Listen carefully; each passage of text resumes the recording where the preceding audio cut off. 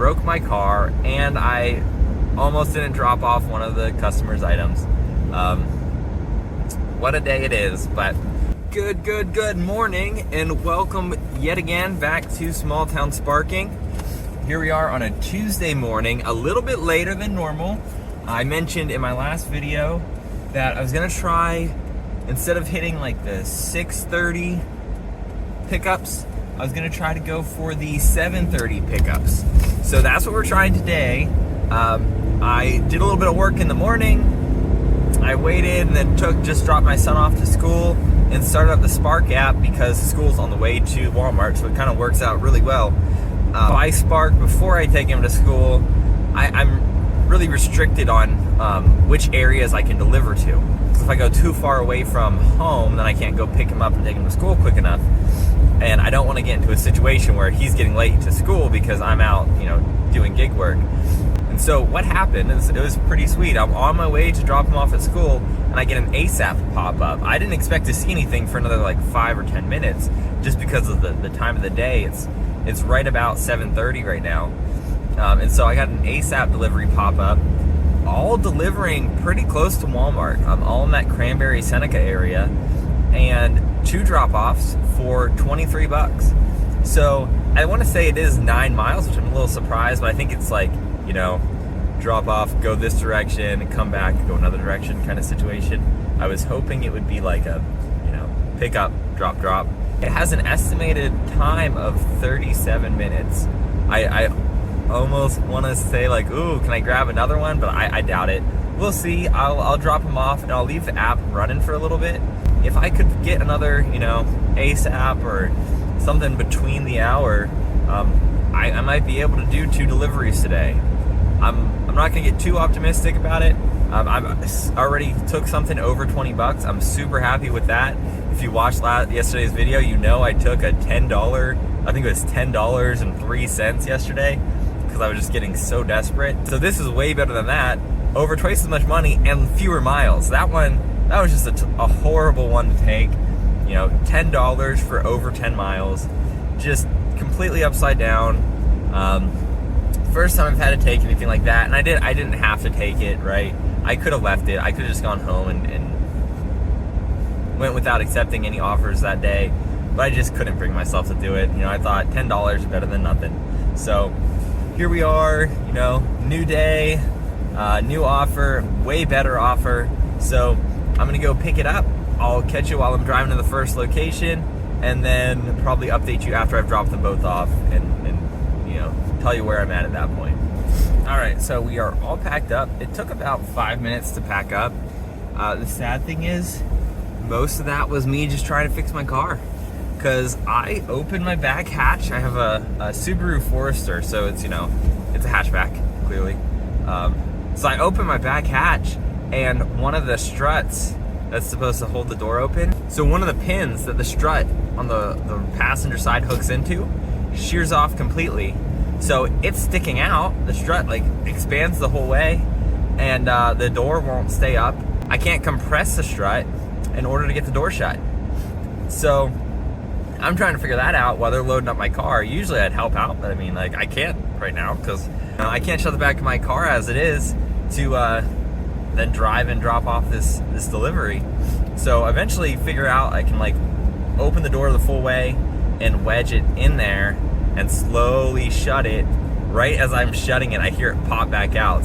I really hope it didn't do any damage really to the car, but I was able to get it shut.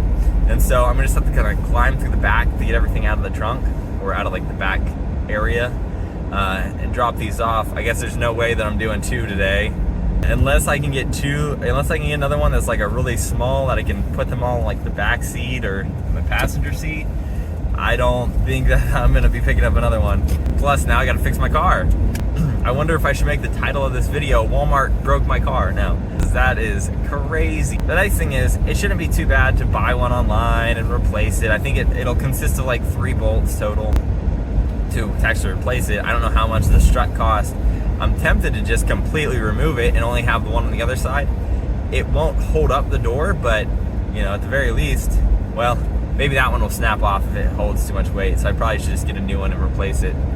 But that was crazy. The sad thing is, and hopefully it's not too bad, when I opened the door, it popped off and I lost grip, and so the door came down and hit it, and it was sticking out across the taillight, and so you can see it kind of like cracked the taillight.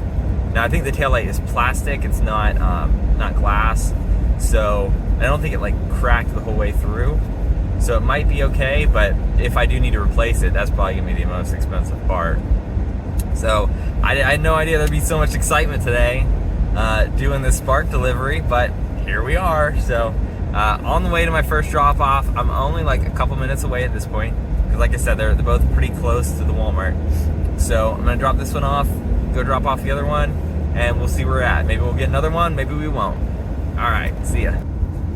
Wow, what a day. Oh man. So I got those both dropped off. I pulled up to the first house, dropped off everything there. That was the order of my trunk. That went nice and smooth. I left and headed to the second house. I followed the GPS, which sometimes is not the greatest idea. It had me turn off onto this other little road right before the house, right? So they're on a corner. Had me pull off onto this other road, and there's a driveway off that road, right? Well, that driveway splits to the house on the corner, and then this other house up the hill. I look at the front of the house in the corner, there's no street number. I'm trying to look up at the house on the hill. I also don't see a street number. So I'm wondering what to do. And I go, okay, I'll call the customer, right? So I call the customer. It rings, it rings, it rings. I'm not getting any answers. And then I get a call coming in that says it's like Walmart support or something.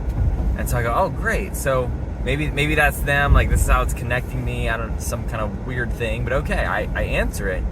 And they're like, are you delivering a Spark order? And I said, yeah, I am. You know, I dropped off my first one, now I'm on my second one. And she said, well, I have a customer on the phone who says they never received their stand mixer. And I was like, well, I have a stand mixer in the car. I'm pretty sure it's part of this order I'm dropping off. I'm trying to get a hold of them to figure out what house it is. She's like, no, that's part of the order you just dropped off. And like I said, I dropped off the order from my trunk. This was all stuff on my back seat. So I go and I check my back seat, you know, just to see, and there's a sticker on it saying it's part of the order that I just dropped off. So here, I just like took someone's mixer, dropped off everything else, and I probably kept the biggest, you know, ticket item in my car, which then, like, wow, it doesn't look like I'm stealing it, you know? And so I tell him, oh, I'm so sorry, you know, that was put in with my other order. I didn't even look at it to see that it was part of that first order. I just got all the things in the first order and dropped them off. She's like, oh, you know, that's all right. You know, that never should have happened. I'll talk to my team. I'm like, oh, great. So now I got somebody in trouble probably because I ratted them out, so it was their fault. But like I said earlier, you know, I was working on my trunk. I didn't put anything in my car. So she's like, well, can you take that back to the first customer after you're done dropping off the one you're at now? And I was like, yeah, I can definitely do that. You know, I would expect to do that. I'm not going to just not give them all their stuff. But I still need to get a hold of this customer that I'm trying to drop off to now. So I try calling again, and it rings, and it rings, and it rings, and it gets to the point where I'm pretty sure, like, they're not going to answer. And then someone answers, right? I'm like, okay, oh, good. And so, you know, I say, hello, did you recently order from Walmart? And she said, yes. She's like, all right, I'm here with your order. I'm not sure which house it is. There's this blue house and then like a cream colored house. Like, which one are you?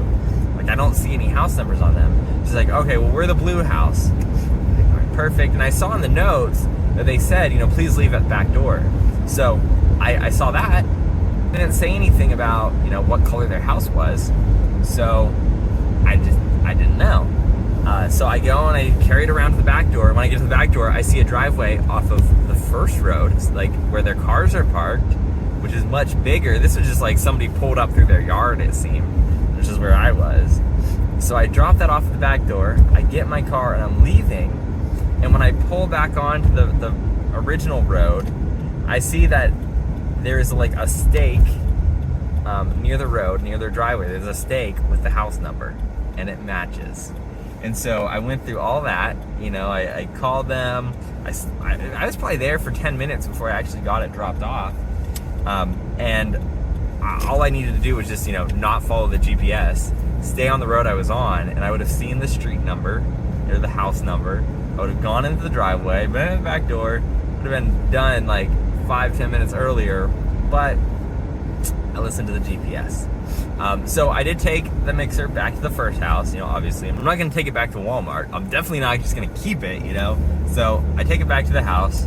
I turn Spark back on after I drop off the order. I turn it back on because I'm thinking, I was 8:15 maybe when I finished up. And I didn't need to be home until 9. So I was thinking, okay, if I can get like a really quick shopping order or an ASAP that'll get me all done at 9, maybe I'll get 2 orders today. Maybe it'll be a bigger day than normal. But I left it on the whole way to their house. And by that point, it was like 8:30.